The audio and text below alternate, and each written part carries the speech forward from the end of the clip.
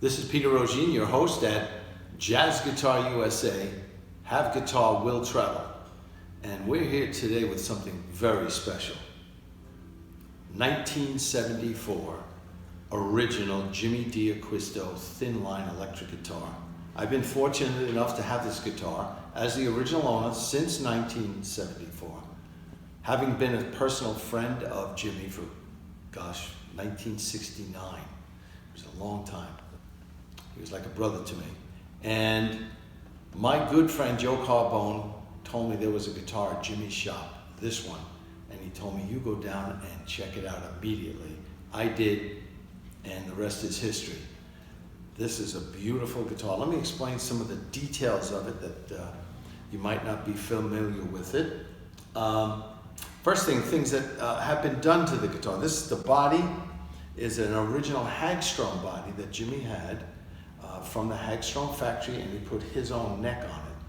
And this is a 5-ply body, top and back. I believe Jimmy made the sides, but I could be wrong. Or the guitar was originally thicker and he cut a slice out and then put it back together again. I'm not exactly sure how that was done. This is Jimmy's original tailpiece that he made, hand-carved black ebony. The original bridge. I have another bridge top with a fret across here to give me a little bit more clarity, because during the 70s I was playing club dates and I had to cut through sometimes horns and loud drummers and electric bass players sometimes, and that fret across the bridge top helped do that. I have since gone back to the original bridge top. Jimmy made me 2 tops, one with the fret, one without. So I'm back to the without because I'm just playing jazz gigs now at a low volume. You'll notice that there's an ebony block here. I had another DiMarzio pickup here, and that was taken out for weight, and I wasn't using the pickup at all, and you'll see that the plugs are all in here. This was all done by master craftsman and luthier Leroy Aiello out in New Jersey. He did all the work on this box. You'll notice that there's a cutout here at the finger pick guard for the original pickup. This is the original DiMarzio pickup that we obtained. Joe Carbone actually gave me this pickup. This was made, believe it or not, before DiMarzio was famous. This was made right in Staten Island on his kitchen table. And the rest is history, of course. He was driving a Bentley once his pickups hit the market, and he was big time by then.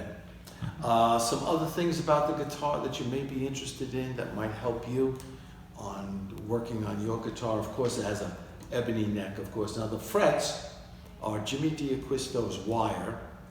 This is the wire from Jimmy's shop. And I've had many fret jobs on the guitar, obviously.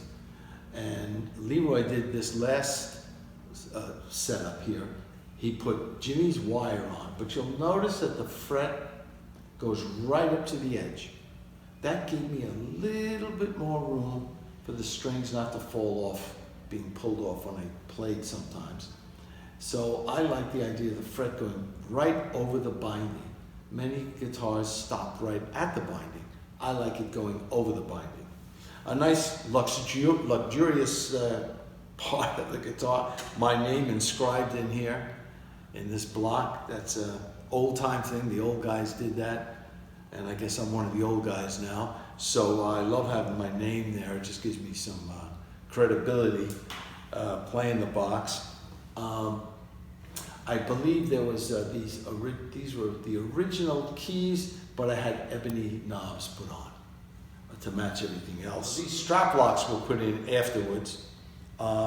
And of course, new pots here, I believe. I have new pots, because the other ones were very heavy and old. They were 1974. So I had an accident and a little back trouble, so I wanted the guitar to lighten up a bit. That's why I had the pickup taken out and the pots taken out and this double switch taken out.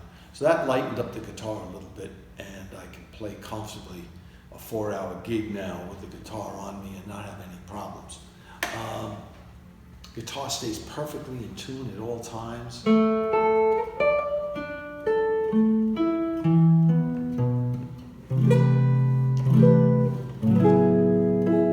anytime there's a fret noise or something, that's me, that's not the guitar. You can be sure that the sound is even all across the board. That's one of the trademarks of Jimmy's guitars.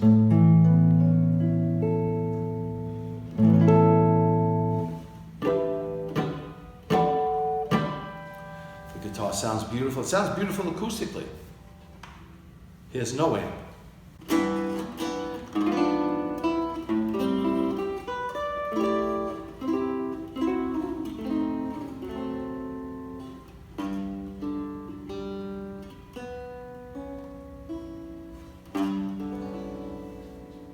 And let me just give you a little insight into the amp I'm using.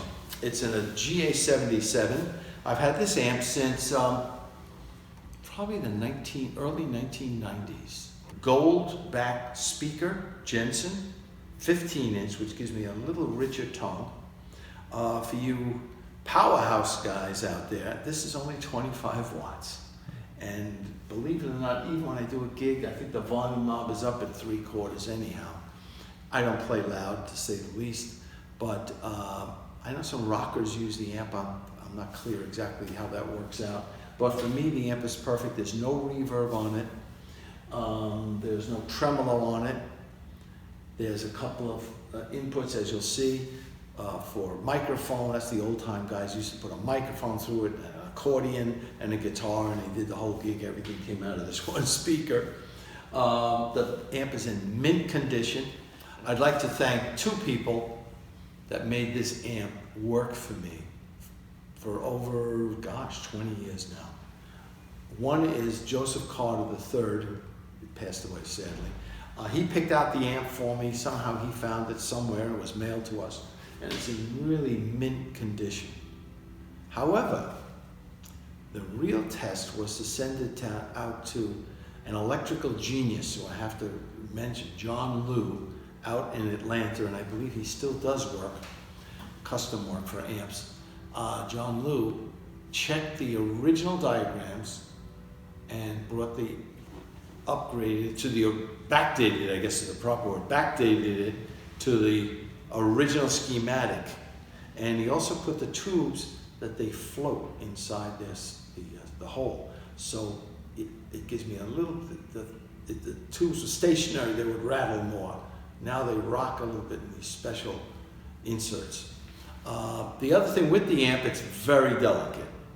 I make sure I can carry it with two arms. I always keep it on the back seat of the car or on the CRV in the back with a big foam rubber. And I always go very slow with it. And I'm very careful with it. A tube amp like this is delicate. Very delicate. It's temperamental.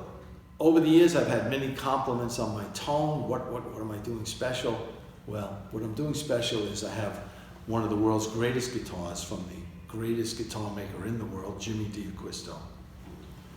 And I have one of the world's greatest amps. And I know that this opens up a lot of controversy, but it's a great amp for me in what I do.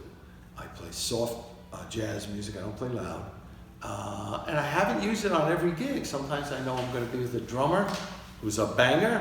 I bring out one of my Ampeg amps. And that's one time I did an organ gig, and the organ player was really wailing.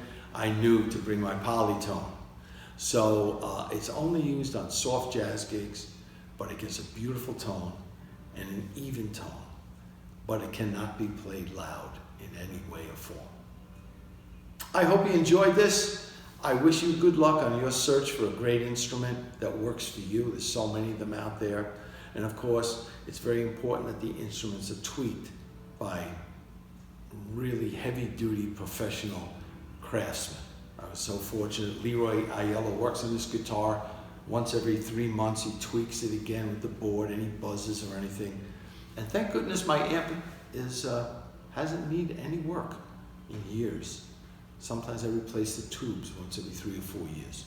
I knew you're supposed to do it more than that, but I just change it once. I think every 3 years I change the tubes. So it's been my pleasure. Subscribe. Good fortune in hunting up a great instrument for yourself. It's the world's greatest investment. And the beauty is, it's not your instrument. you are holding it and maintaining it for the next guitar player who might inherit it. So I wish you good fortune. This is Peter Rogine signing out. The world can never have enough musicians. Keep pushing.